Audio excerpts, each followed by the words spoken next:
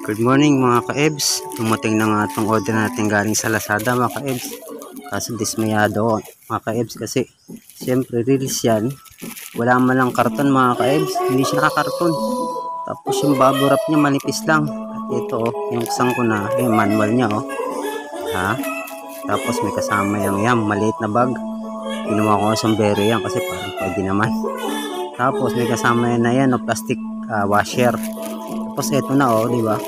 Wala siyang box, dismayado. Ganda sana kung meron para naka-excite buksan. Pero okay naman siya kasi original naman talaga. Rating niya mga ka-ebs. Yan So yung 2000 series niyan, ano pala yan? Plastic yung kanyang handle.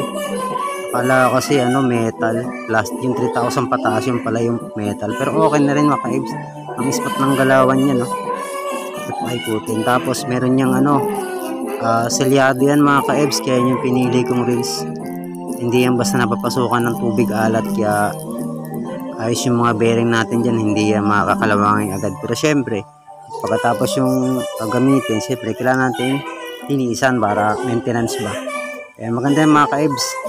2000 series para yan. May mga mura lang yan mga ka-ebs kasi sale sa Lazada, nasa 900 plus lang yan. Kung gusto yung bumili niya, mas maganda pa, saka mas mahal pa dyan mga ka-ebs. Pero maganda. So ayun abangan nyo ako mag-fishing ha. Maraming salamat sa panonood nyo.